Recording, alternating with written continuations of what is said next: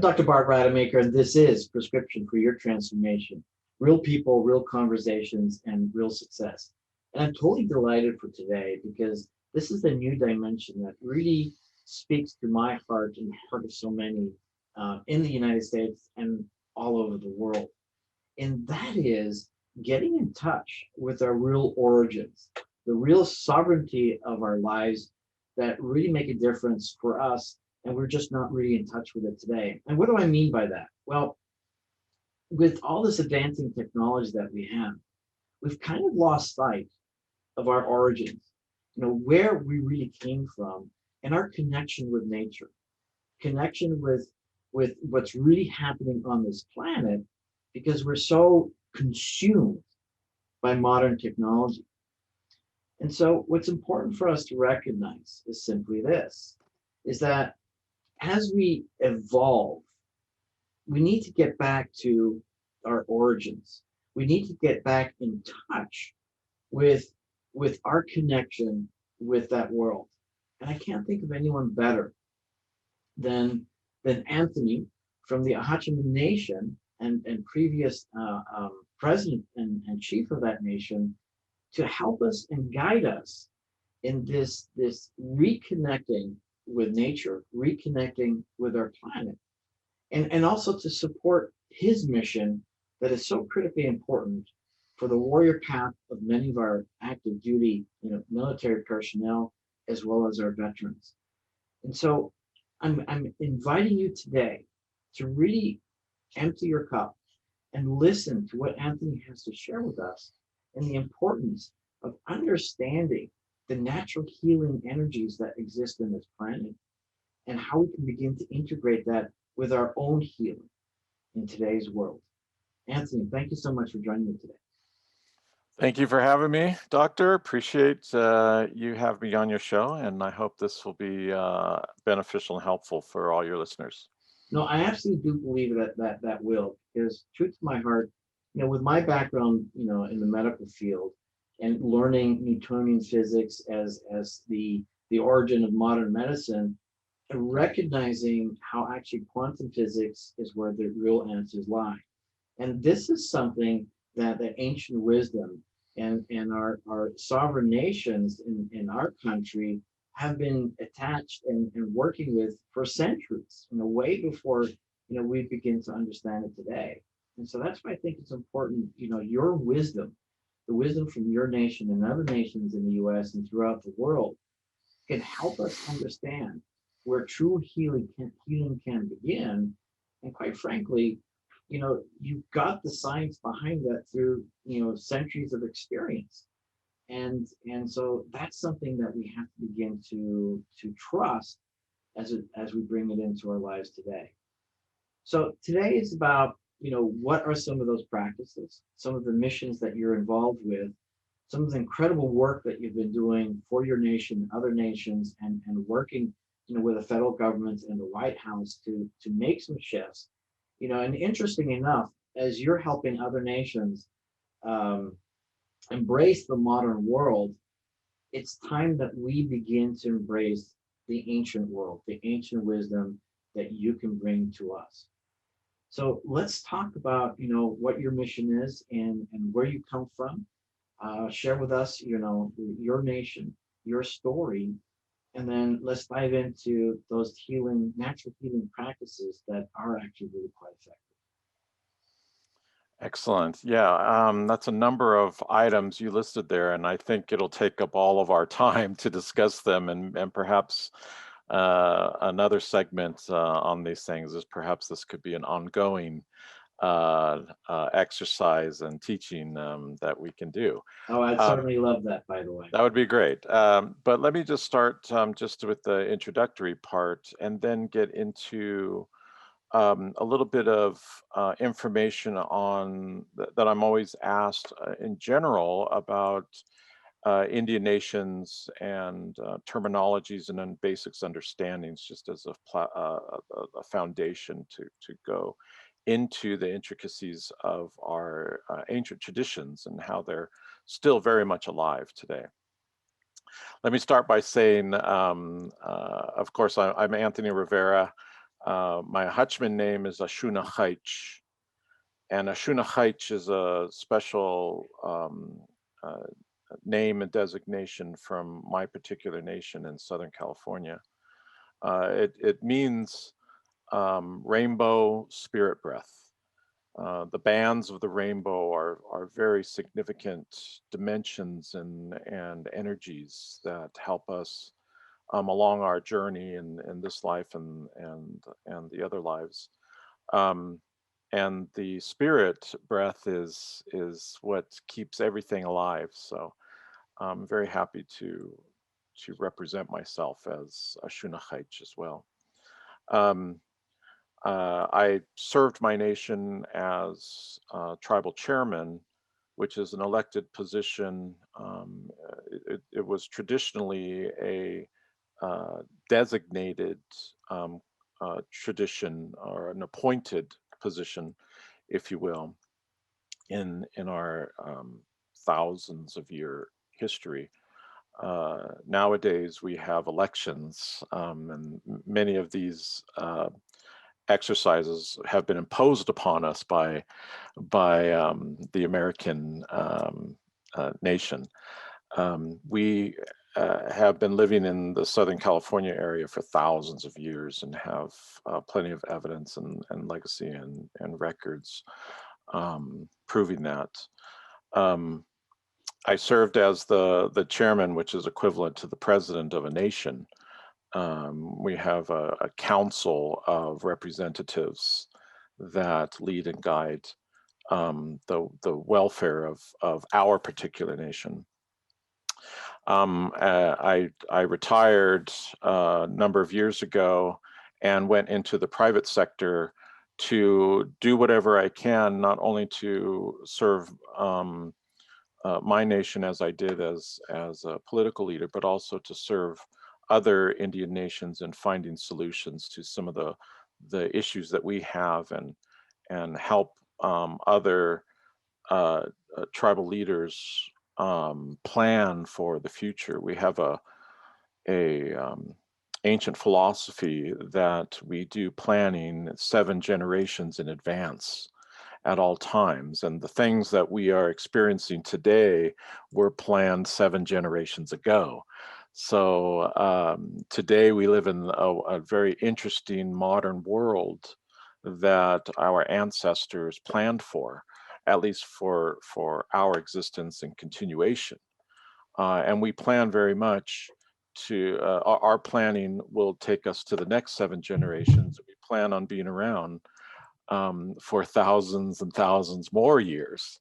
Okay, so that's where our mentality is coming from. Let me just take a moment here, Doctor, to explain a little bit about terminology, if you will. We have about over 570 sovereign, independent, and unique nations within the United States. Okay, and many, many more throughout the world. Um, as far as indigenous nations, tribal nations, if you will. Here in the United States, these over 570 sovereign nations are all unique. They're very much individually autonomous. They have their own languages, their own traditions, their own cultures, um, and each one is individual. So to speak of the Indians or the Native Americans is really just a very general term. We look at ourselves as a specific, unique, sovereign people multiplied by hundreds and hundreds of unique nations. And each one has a legacy of tradition, whether it's language, medicine, ritual, ceremony, um, that go back for thousands and thousands of years. Many of the sovereign nations here in the United States still very much practice many of these old languages. Some nations even have their particular language as the first language, and English as a second language. So that's still very much alive. You'd be surprised wherever you live in the United States that there's an Indian reservation close by. In Southern California, for example, in the San Diego counties, Riverside, Orange, Los Angeles counties in Southern California, you have um, over 50 reservations within a 100-mile radius of where you live. And a lot of folks don't realize that. So we're very much alive still. It's very much still ongoing and robust. And we plan on being around for a long, long time. And a critical issue for us is maintaining and passing on those critical ancient traditions to the next generation, so that continues and continues and continues. We don't know what's going to happen with the United States of America, and frankly, we will do our best to help and contribute, but our concern is for the continuation of our nations. And we think we will be around way much longer after the United States has come and gone. So that plays into a lot of the things that we're doing right now. So in a nutshell, that's the foundation. One last thing, in regard to terminology, for example, words like Native American, American Indian, indigenous, sovereign nations, and so forth. These are very much semantic preferences, if you will. For me, and for many tribal folks, we refer to ourselves by who we are. We don't necessarily say, oh, I'm a Native American. I say I'm a Acjachemen. Mhm. And a Acjachemen just happens to be a native nation within the Americas. So, for example, our brothers at the Navajo Nation, they call themselves Diné, Diné. And the Crow folks up in Montana call themselves Apsaruka. Okay, and we all have names for ourselves, and then of course there were given names to us, which usually are given to us by somebody else.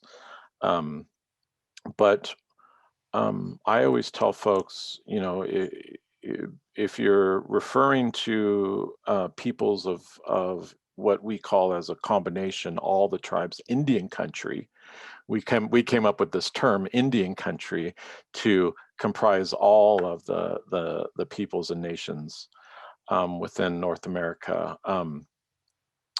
It's always wise to learn who exactly you're talking about and refer to them as such. But we can always use general terms. Some people prefer it, some people don't. For me, Native American, American Indian, Acjachemen, Crow, Dene, these are all designations of who we are. And I'll do my best to be specific on who I'm talking about, but that's the And general foundation. no, and I appreciate that context because I was not aware of that.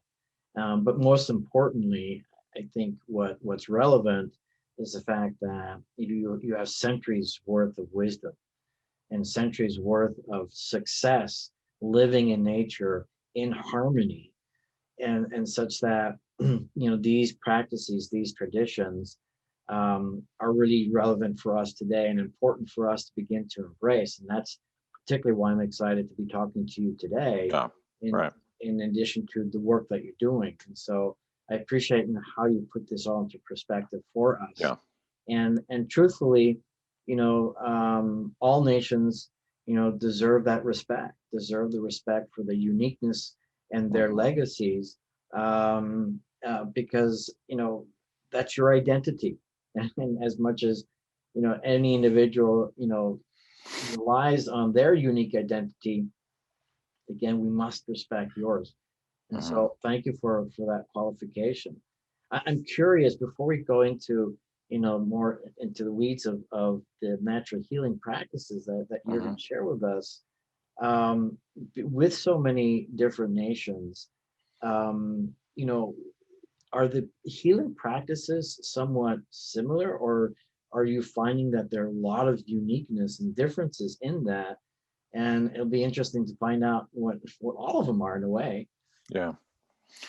There are some uh, um, affinity, if you will, between many tribes. For example, I would say most tribal nations believe in natural medicine practices. In other words, that there are plants, herbs, and natural remedies. We all believe in the same in that same. We may use different species of plants for those remedies, but we all believe that what we call Mother Earth has produced over times and continues to produce natural plant medicines for us. So the specific use and harvesting and application of them will vary from nation to nation depending on geography, right? Right. But we do have that affinity, as well as the power of ritual and prayer, what we call ceremony. Ceremony is integral to our existence. It helps us not only balance our own existence, but sometimes it's so significant that it helps us balance the cosmos.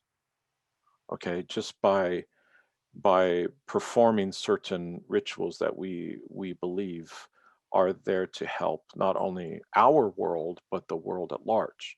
So we have an affinity there as far as ceremony. The specific rituals will vary from nation to nation, of course, and the languages, the rituals vary as much as the languages. So we do have some things that are similar, but I would say that at the end of the day, every nation is unique and specific on how they apply. And I'm always amazed when I go throughout Indian country and talk with spiritual leaders and medicine men and women, healers, how they do their specific practices and their particular remedies. But at the same time, I can feel the same understanding that my particular healers and medicine people do as well. So it's a fine line between consistencies across the board, maybe on a larger scale, and then individually applied in each area. And just let me put it into perspective for the listeners.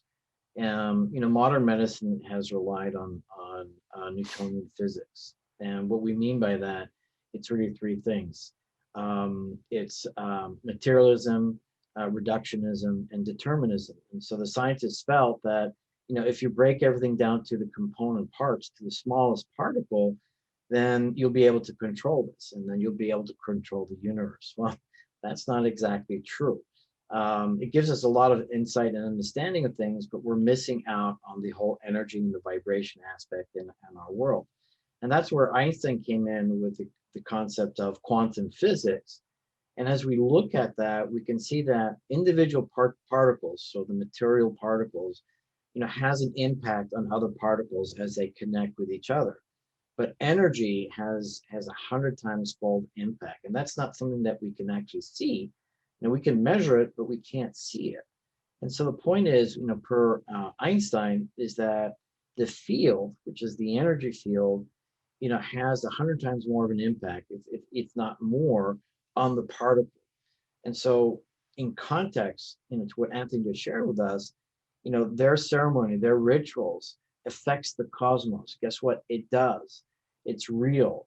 And so we can begin to appreciate the value, the importance on the significance of ceremony as it impacts individuals and the environment as a whole. And it's that connection that we in this modern world really need to begin to embrace once again. And who better to teach us than the nations that really have been using it for such a long time. So thank you for that Mhm, that sharing. mhm. Yeah, we talk of things. We might not use the scientific terminology and jargon that professional medical folks do.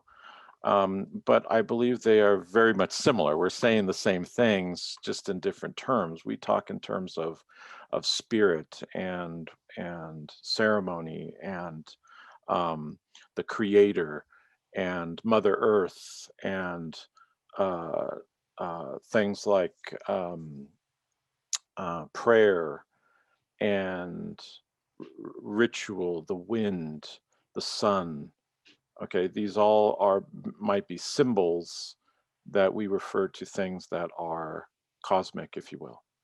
And we believe it tremendously. And you'd be surprised how scientific many of these uh, traditional practitioners and healers really are. They understand cosmic things and to the greatest extent, and then even to the smallest extent as well. And sometimes, our world can be off balance just by somebody who is moving in the wrong direction. Okay, for whatever reason, can throw the whole cosmos off. So we're extremely particular on exercising our ceremony. And ceremony in the um, context of medicine, if you will, doctor, is like surgery, if you will. You have your preparations for ceremony. The ceremony is actually putting into place and providing action for the healing of whatever the purpose of the ceremony is.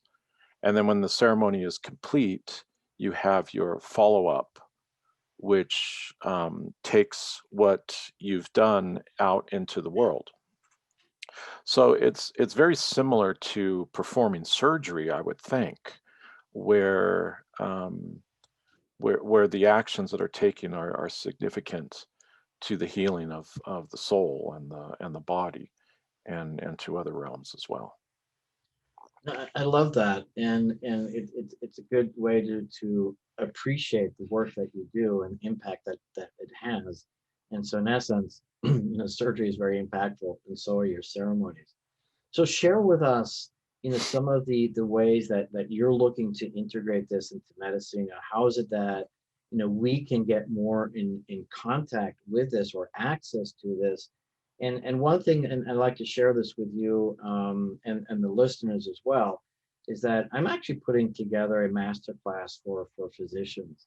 And the context that I'm putting that in is simply this, is that my personal experience as I look generations ahead, like you have been doing, I see many major shifts in the way that people get access to their health and wellness solutions.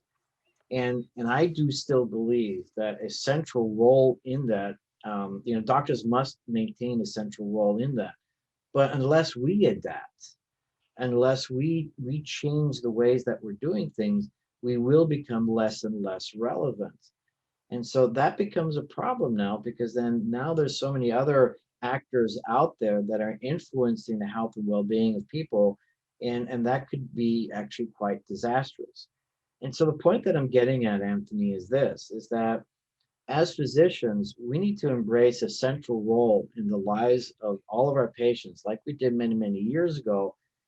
And we must begin to incorporate traditional natural healing as part of our delivery of resources. Not that we necessarily do it ourselves, but certainly keep it within our wheelhouse, or our our toolbox, if you will, that we offer patients, because many patients are looking for more and more of that. Look at all the ceremonies with all these hallucinogenics that are happening out there that oftentimes are really quite misguided. And so it affects people in a negative way. And so my point is that we need to start connecting with you as physicians. And that's part of what I'm teaching in my master class, amongst other things, of course, is to, how can we intelligently embrace and integrate exactly what you want to offer us. Hmm. And I think let me comment a couple ways there and then get into how we're applying it. You'd be surprised, medical professionals and practitioners out there, how many native um, uh, patients you actually have. Okay. And um, for example, there are more Native American people located in inner city populations than on the reservation. Mhm. You'd be surprised. For example, there's more Native American folks in the region of Los Angeles than there are in the state of Oklahoma, where you have a lot of reservations. Right. Okay, people don't realize this. And so, that being said, and even within reservation proximities as well, that being said, there's native folks who are coming to doctors for treatment.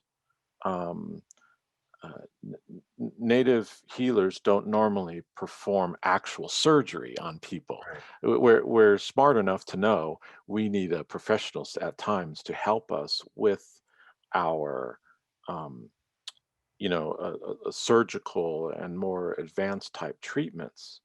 We realize that, but at the same time, we also rely on traditional healing practices uh, uh, to um, to balance that out or to Right. complement that.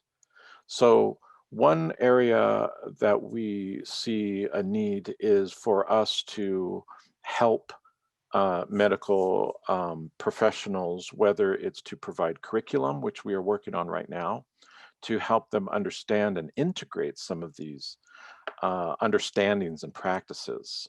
For example, um, uh, uh, traditional Native American healers are a combination of um, a doctor, a psychiatrist, Mhm. therapist, and friend, if you will. They spend a lot of time listening and not searching for ways to uh, treat people, but finding ways what really is the internal issue here, and what can we do by listening to help this person create that balance for Right. themselves, Right. and what rituals or ceremony will be important to help that person heal themselves, Right. just from the power of their spirit and things like that. So sometimes we get the sense when we go see the doctor. I get a lot of feedback from Native folks who say the doctor was there 5 minutes and left. Yeah. He doesn't even know what really is my problem. Yep. Okay, not that doctors have the time to sit down and visit with folks, a lot, but it we have seen not only uh, in personal experiences, but also in scientific explanations, that this is a very critical factor. If I can, if I can refer folks to Dr. Louis Mail Madrono's book on Coyote Medicine. This is this is highly recommended. Maybe you can put this in your notes. Yep. A Native American doctor who balances and has been successful in integrating and uses wonderful experiences in his book Coyote Medicine. I'm ordering it right now, Anthony. which I highly recommend. It's a series, but he really does walk the line between professional scientific medical understanding and traditional Native American healing practices. Um, so, so that's one area that we are focusing on, is helping and teaching and training medical professionals by way of curriculum that is certified, so folks can have that understanding and certification behind them, to not only treat their native patients, but also use it to integrate into as an additional enhancement in healing practices in their practices. The second way in which we're applying this is we're focusing in a certain area just because we see a great problem, and that is with this area of um, military and first responder type trauma, especially right now, not only with veterans of foreign wars, but also veterans of domestic wars. For example, we're seeing a great impact upon first responders and emergency room and first responder type folks in regard to this pandemic issue that we see here in the United States. Um, what we're doing there is we're utilizing some of these healing practices to help balance that trauma and actually heal it, this what they call PTSD, whether it's military folks, first responder type folks, or medical professionals now.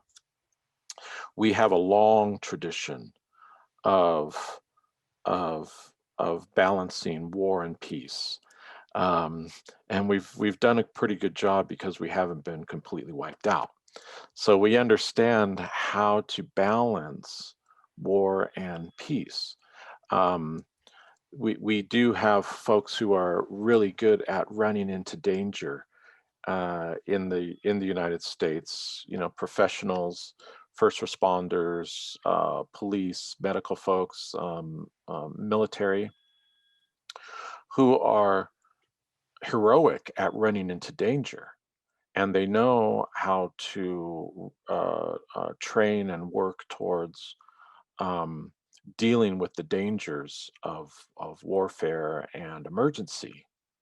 But they do not know, and this is where we're getting feedback from them, what to do when they're not in the middle of these types of things, how to live a life of peace and still be a warrior. So as a result of listening to some special forces folks who are in search of this type of healing balance of combat trauma, we asked them, would you be willing to train together with us and have us show you how our warriors over time, using ancient healing practices, how our warriors balance trauma and are able to still be warriors in time of peace, okay, by knowing how to purify and cleanse ourselves and balance from the trauma of warfare. Um, and the response we received was definitely. You know, we have special forces folks, special operations forces who are looking for ways. They don't know, all over the world, searching for ways to remedy this trauma and still be a warrior in peacetime. And we believe we have the solution in our Warrior Path program, not only for active duty military, first responders, police, and medical folks, but also for veterans as well. You know, I think that's such an important element that you're delivering, particularly because PTSD is such an under recognized condition in the United States, as much as it gets a lot of attention. Um, I think what's happening in our world today is that, you know, our brains are just simply overwhelmed with information. We don't have any time downtime. We don't Hmm. have any time to reconnect with nature. We don't have any time to reconnect with ourselves, let alone reconnect with other people. That really helps balance the mind. And so, you know, with, you know, your ancient wisdom, who that has seen this over centuries, I think that that's a wonderful way to help all of us, you know, really, you know, get back into the harmony of our system, because it's going to affect everything. And quite Hmm. frankly, you know, even the smallest amount of trauma, you know, we're not equipped to deal with this. We're not equipped to, you know, put these things into its proper perspective because of the inundation of obligations and requirements and Hmm. rules and identities and cancel cultures and what have you. You know, it's very confusing for us. I mean, where do we Hmm. find ourselves in the world today? Yeah. And so this work is really relevant. And now, of course, you have people that are protecting our country and protecting our freedom, whether it's, you know, outside the U.S. or inside our borders. I mean, as you said, you know, the first responders, you know, Hmm. they're protecting, you know, our freedoms, our ability to survive in you know, traumatic situations, and they, you know, need to be taken care of. Yeah. So it's commendable work that you're doing, because quite frankly, modern medicine is is challenged in on two levels. Number one, let's give you a drug, and Hmm. let's give you some quick, you know, psychotherapy, and then let's take care of the next one. No, this is Yeah. a time defined issue. This takes time, takes a connection, takes a relationships, takes a friend, you know, as Hmm. you put it, to help us overcome that. Yeah. There's a stigma that we noticed amongst this group we call heroes in America, right? First responders or military folks or police. They're often called heroes, you see, all the time, and they're stacked with this pressure of always being heroic, right? And these are just people that are incredible folks doing incredible things, but they're still at the end of the day just people like you and I. And what I mean by that is they still have to live their lives and cope with everyday stresses. Of course, the things that they see may be, extreme to what the daily things that we might see. But we've noticed that there's a stigma with those folks seeking help, Right.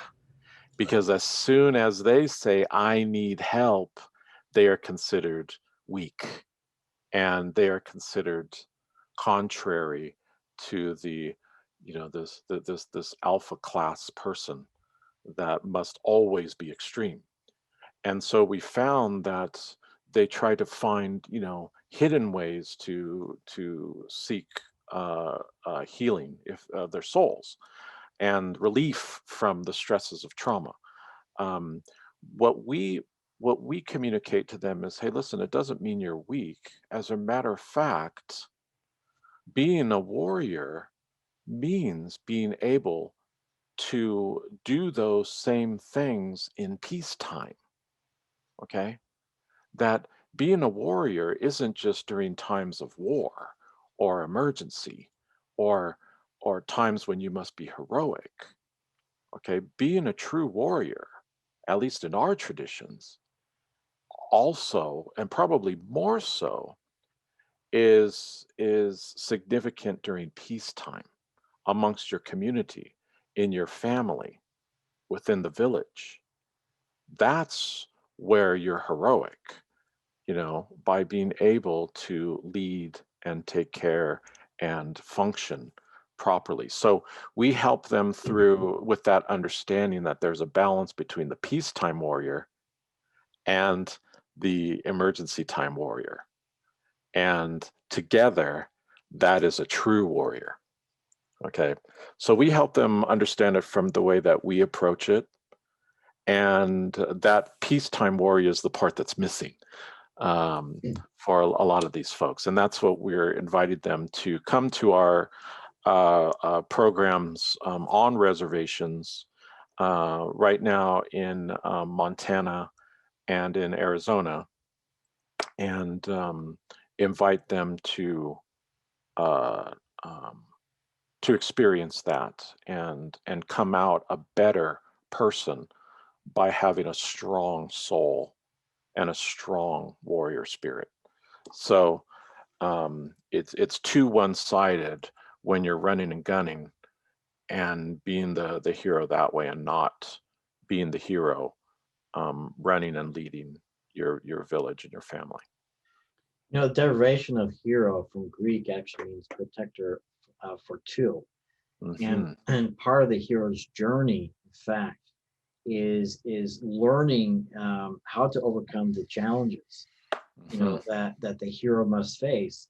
But it doesn't end there, and that's where most people think it does. No, where it really ends is that that person then comes back to the community and serves the community with their lessons. Exactly what you're saying. Right. Right. And there's a basis in all of movies, and George Lucas, with Star Hmm. Wars, really understood that well, and also on Joseph Campbell's work on the Hmm. hero's journey. And so there is that importance for us on two levels. Number one, for everyone, by the way, and whatever station of life you're in, whatever it is that you're doing, is number one to face that dark side, the side that's socially unacceptable, if you will, which is only unacceptable in our own minds, which Hmm. hurts us and harms us.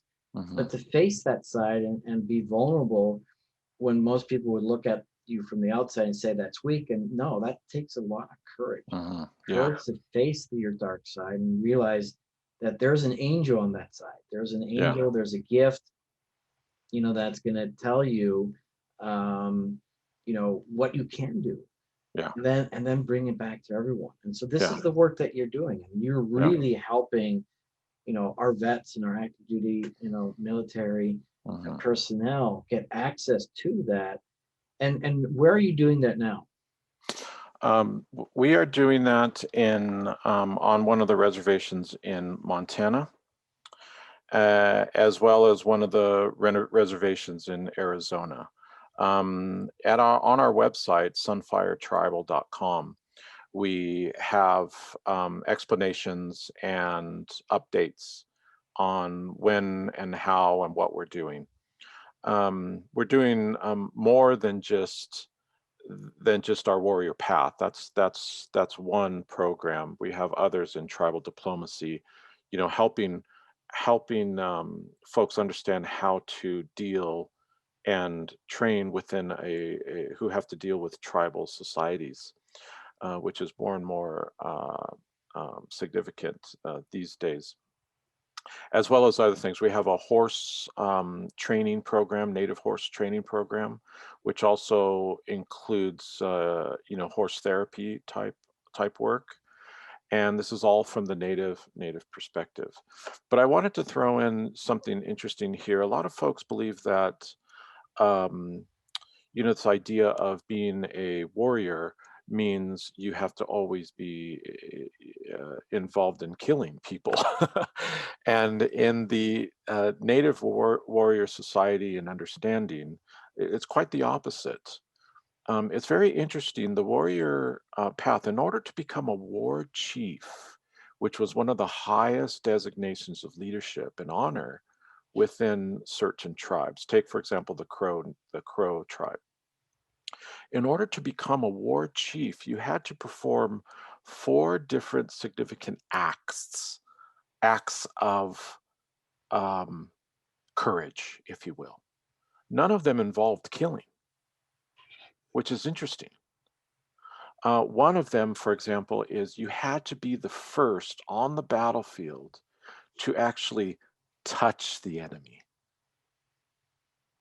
Not kill them, touch them. Okay, they're still very much alive, but you had to have the bravery enough to get close enough to touch them, the first one. And you can actually use a stick if you'd like, So you see in a lot of these old pictures of some of these old war chiefs that you see from the 19th century, early 20th century, you see a lot of these Crow war chiefs on horseback holding these sticks. Go back and look, do a Cool. Google search or a Pinterest search, and you'll see a lot of them holding just a stick. It's not a spear. Sometimes they have a couple feathers on it to show how many times they've done it, or they'll have other trinkets on the stick. Interesting. Yeah. Isn't that interesting? Yeah. Another warrior chief uh, um, goal is to, or achievement is, you had to get close enough to the enemy to take his horse. Okay, take his horse, because that was important to the enemy. And if you could do that, then that means you were a very smart, shrewd warrior. Another achievement is you have to get close enough to take the enemy's weapon from him. So a lot of these warlike um, achievements, warrior chief achievements, are not necessarily have to do with killing. They have to do with leadership and strategy and and um, training. Um, Killing, of course, was part of it, and much of the killing was extremely brutal when warfare was required. But in order to become the highest honor of war chief, these practices, many of them did not involve killing, but actually leadership. And so this is what we're trying to teach and train in these types of trainings, um, with these key folks who have experienced this, and we have an affinity with. So I wanted to share that with you. Yeah, it's interesting because in this day and age, and especially, with our movies, there's so much violence. And it's interesting because, more recently, I've been stepping away from all this violence. I mean, perhaps in Mhm, the past, I was more mhm, attuned to that, and maybe because I was less aware of my energies needing an outlet. And then it's sort of like, okay, yes, yes, yes, sort of thing. And it's unfortunate because that isn't the path of the warrior. The path of the warrior is, in my opinion, and I'd like to hear from you again, is about leadership. It's about, mhm, facing the uncomfortable parts of our lives, and facing that truth and that reality, and leading ourselves and others, through that challenge. mhm. And it has nothing to do with actually killing other people. I mean, the killing part is really only about, protecting your sovereignty. And I Mhm, think in our centuries, and I think we can all admit this, is that it's been horrific, and not only in this countries but mhm, throughout the world. I mean, somehow, somewhere, this is some sort of behavior that humans, have for mhm. whatever reason, and we're not going to go into depths of that. But it's been around for centuries, for millennia, for as long as we've been, humans. We've been protecting ourselves from others.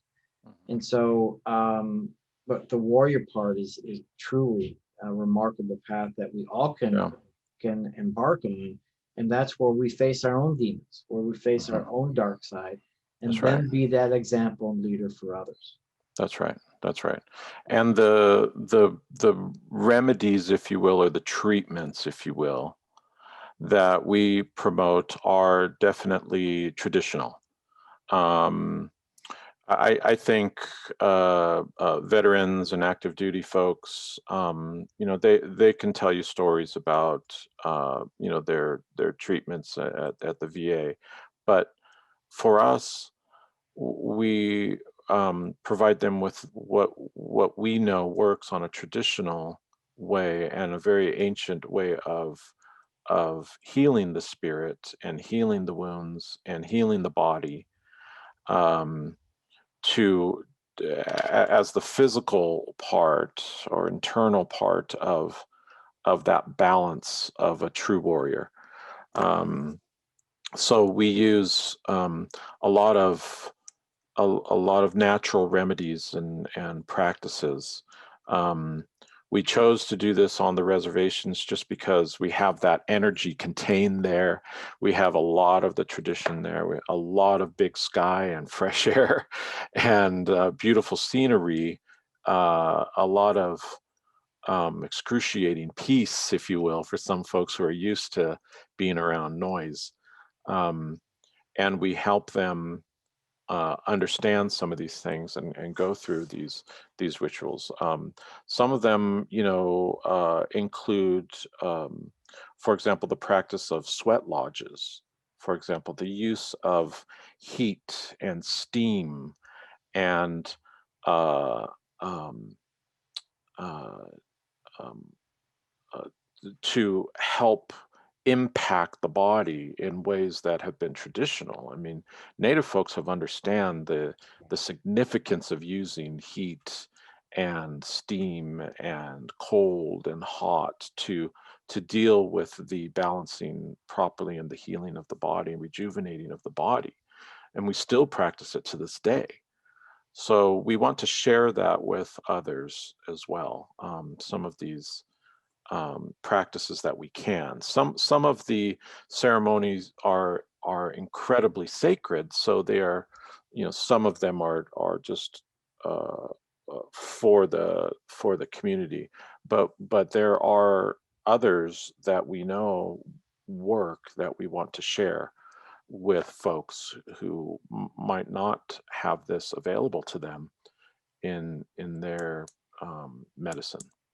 No, I love that, and the truth be told, for whatever reasons, governments, countries throughout the world have truly repressed the ancient wisdoms, and I know many nations, if not all the nations, have preserved their secrets, their traditions, their rituals, for perpetuity, so that at some point in our human journey, they can resurface. And it's my understanding, working, with different nations, including, the Waitaha tribe in New Zealand, that now is the time. Now is the time that we must begin to embrace these ancient traditions, these ancient wisdoms that truly resonated with the vibration of the planet in a very, very healthy way.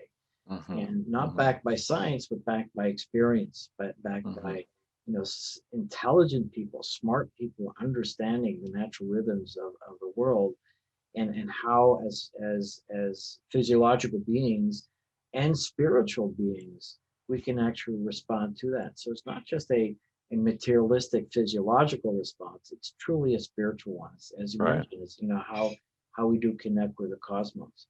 Yeah. So I know we're wrapping up, but how do people find you? The best way to find us is on our website at sunfiretribal.com. That's the best way to get an overall understanding of some of the things we're doing.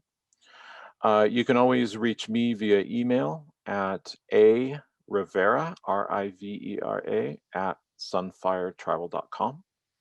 I'm sure you'll have all of these Yep. things in your notes there. Um, we're also on Facebook under Sunfire Tribal, at Sunfire Tribal, on Twitter as well, and we look to have other ways to learn more about what we're doing.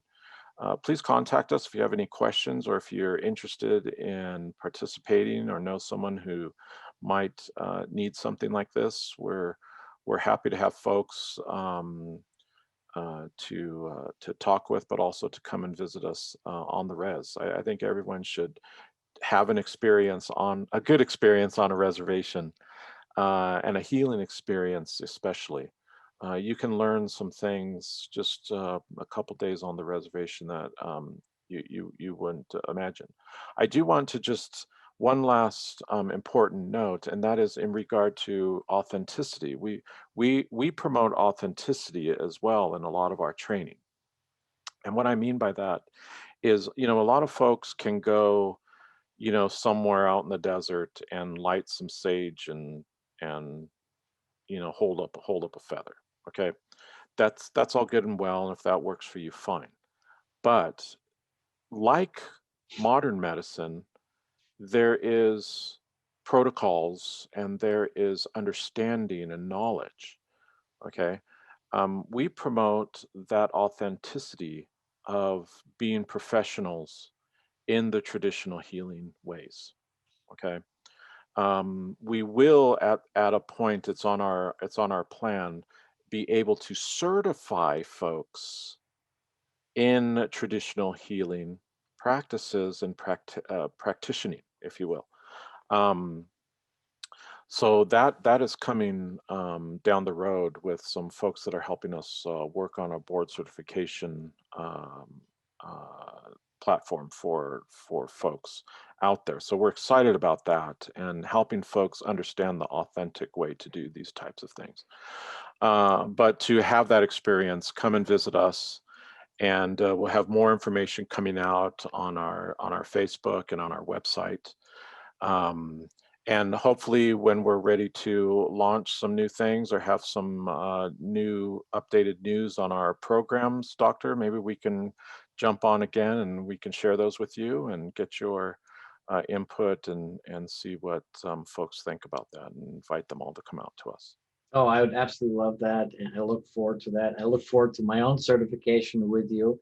I truly am an advocate and believe in this, and it's interesting because oftentimes, as a surgeon, I tell people, let's see if we can do something without surgery. And they kind of look at me cross-eyed. What do you mean you're a surgeon? I say, well, yeah, let's do the most natural thing. So I Yeah. really want to thank you, and I really want to thank your wise words, and I really want to thank you for all your incredible, courageous work that you're doing for your nation and all for the rest of us into embracing this. And I very much look forward to seeing how I can support you and how my listeners can support you, and really, because you're supporting them as well. I'd like to give you the last word. Well, thank you again for having me. I appreciate this time and giving me an opportunity to express, the important things that we're working on, and we really would like as much support as possible and getting the word out. I do have two other partners that I work with, and that is Cedric Black Eagle from the Crow Tribe and Andy Nakai from Navajo Nation. These are co-founders and leaders in Indian country that help us promote these things and get them organized as well. And I love working with these men. We typically sign off with a very hearty aho, which means all things good.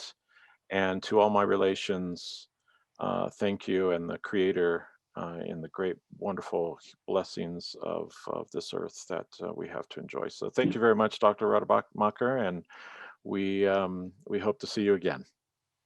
Aho, and I'm Dr. Bart Rademacher, thanking you.